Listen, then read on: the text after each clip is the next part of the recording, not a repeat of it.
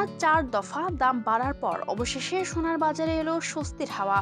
যেন দীর্ঘ দৌড়ের পর একটু থামলো সোনার দামের ঊর্ধ্বগতি। সোমবার সকালে বাংলাদেশ জুয়েলার্স অ্যাসোসিয়েশন এক বিজ্ঞপ্তিতে জানায়, সকাল 10টা থেকেই সারা দেশে নতুন দর কার্যকর হয়েছে। এই দফায় সবচেয়ে বেশি স্বস্তি মিলেছে 22 ক্যারেট সোনা। প্রতি ভরিতে 2158 টাকা কমে নতুন দাম দাঁড়িয়েছে 2,45,119 টাকা। যারা সাম্প্রতিক বাড়তির কারণে সোনা কেনা নিয়ে দোটানায় ছিলেন, তাদের জন্য এটি কিছুটা হলেও স্বস্তির খবর। এছাড়া 21 ক্যারেট সোনার দামও কমেছে 2,100 টাকা। এখন প্রতি ভরি কিনতে খরচ হবে 2,34,621 টাকা। 18 ক্যারেট সোনায় কমেছে 1,749 টাকা। নতুন দাম নির্ধারণ করা হয়েছে 2,01,146 টাকা।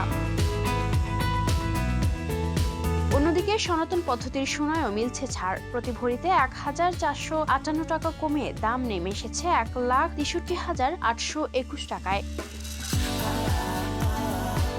টানা কয়েক দফা বৃদ্ধির পর এই পতন বাজারে নতুন করে আলোচনার জন্ম দিয়েছে। অনেকেই মনে করছেন আন্তর্জাতিক বাজারের ওঠানামা এবং ডলারের দামের প্রভাবে এমন পরিবর্তন এসেছে। তবে এই স্বস্তি কতদিন স্থায়ী হবে সেটাই এখন বড় প্রশ্ন। স্বর্ণপ্রেমী ও বিনিয়োগকারীদের নজর এখন একটাই, এটা কি সাময়িক বিরতি নাকি দামের নতুন ট্রেন্ডের শুরু? Ayesha Akter Swarna, campus Times.